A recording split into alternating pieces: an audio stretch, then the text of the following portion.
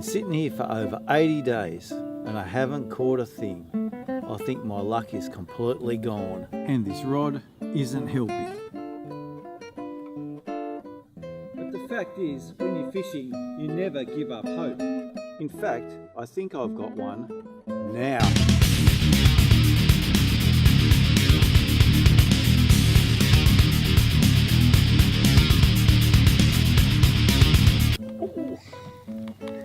Big fish.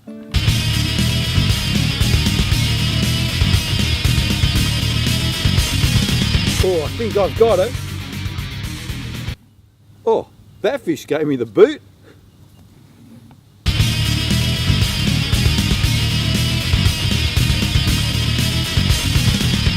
Hi, I'm Bruce Pattinson and welcome to another Total Education lecture. Today I'm going to talk about the ideas or the themes or that sort of thing in The Old Man and the Sea by Ernest Hemingway. And there are a number of different interpretations that you can have about what the novel's about, what Hemingway's trying to say. And there have been numerous interpretations over the years. I think one thing that most critics and most readers agree upon is that The Old Man and the Sea is a modern American classic of literature, and it's certainly still popular these days, even despite it winning the Nobel Prize way back in the day. And it's been made into a movie. People still discuss it. People love to argue about what it means. And there are many interpretations of it. You can read it on many different levels. Of course, there's a literal level with the old man, the fishing trip in the sea. And you can read it on the figurative levels. And modern critics have taken different interpretations. So how has it been seen? It's been seen as a fishing novel, a nature novel, a man's story. It's seen as a piece of environmental literature, and we'll get onto that later. Feminist interests have looked at the novel and looked at Hemingway in rather negative terms, but we won't interpret those today. That's not my place. Honour and sacrifice. There's a Christian analysis, of course. The idea of ageing and legacy. A philosophical reflection on life and a man's work. A partly autobiographical work. And a fable-like tale. And for each of those, you can have different interpretations within those interpretations and different ways of reading it.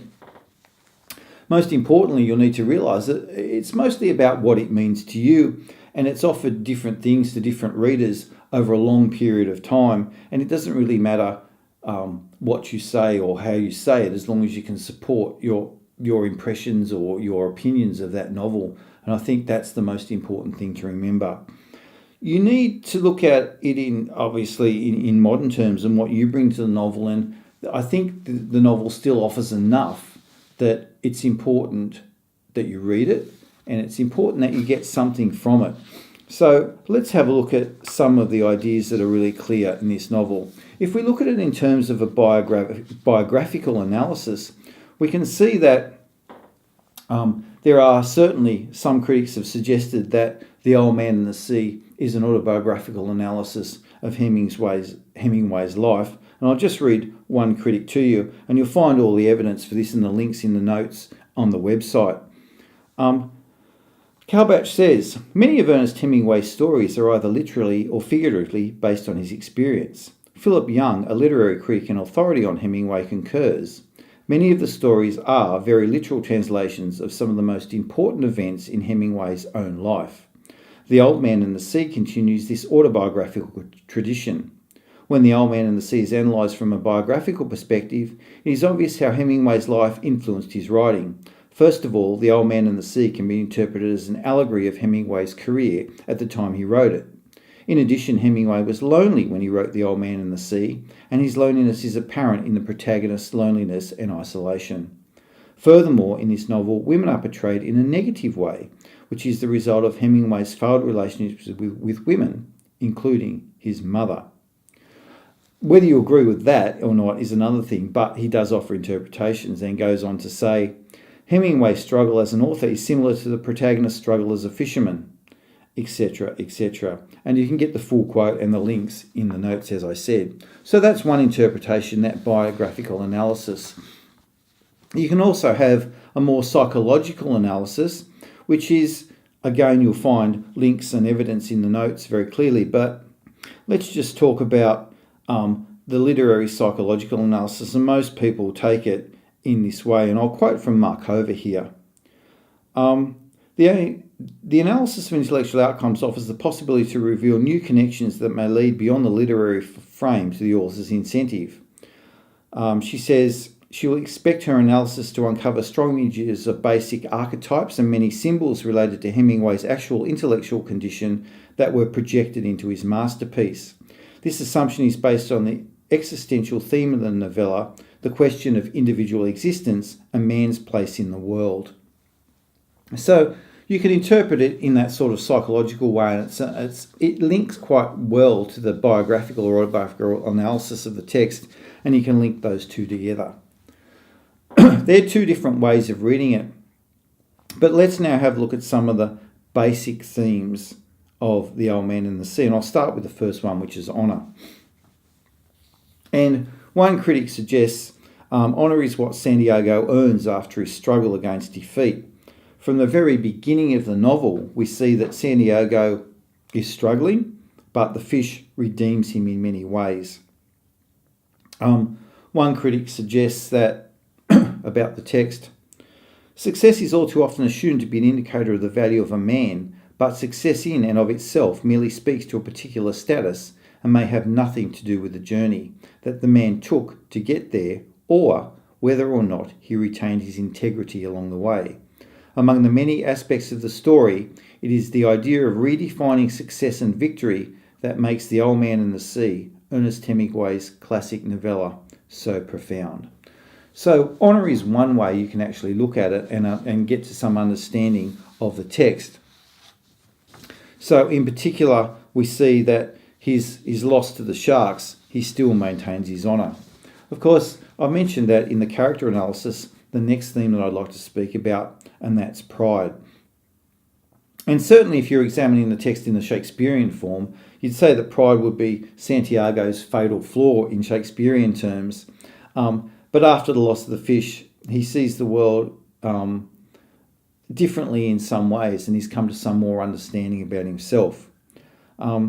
Santiago never gives in against what would seem to be great odds. 84 days without a fish, the incessant pain when fighting the marlin, the cut hands, his age, the loss of the boy, and the lack of hope against the sharks.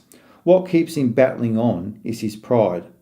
This also enables him to overcome the loss of the fish and convert it into an honourable battle, one that will be remembered.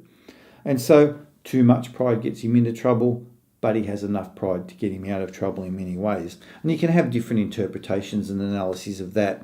But if you sort of base your idea and think about pride and how it's written about in the novel, you'll probably get some good understanding of it.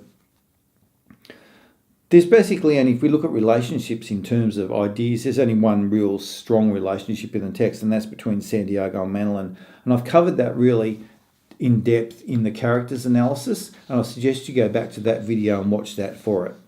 The final idea I'd like to talk about today is another way, a more modern way that appeals to many modern readers, and that's the idea of reading the text as an environmental novel. And I think it's very interesting that modern critics have taken up this approach in many ways, especially when Hemingway was a hunter and a fisher. But the idea of this is, and I'll quote Benson here, and of course the full quote and the links are in the text, a sense of brotherhood and love in a world in which everyone is killing or being killed, binds together the creatures of nature, establishes between them a unity and an emotion which transcends the destructive pattern in which they are caught. And so we see throughout the text that Santiago, although he is a hunter and a fisher in many ways, we see him loving nature, and it reminds him his youth and vitality. The lions especially are a symbol of that, and I'll talk about that later on in the language lecture. He loved green turtles, for example. On page 75 we see, he loved green turtles and hawkbills with their elegance and speed and their great value, and he had a friendly contempt for the huge, stupid loggerheads, yellow in their armour, plating, strange in their lovemaking, and happily eating the Portuguese men of war with their eyes shut. And we see Santiago make comments about nature all through the text, and we know the novel is steeped in nature and the natural world is appreciated by Santiago. That's why I think modern critics have taken up this approach, and it certainly makes Hemingway more accessible to the modern reader. Well, that's a general overview of the themes and ideas. Of course, more detail, much more detail, and full textual analysis and quotes in the notes that are available on the website. Thanks for watching today. I hope you've enjoyed this video. I'm Bruce Pattinson from Total Education. We'll catch you next time.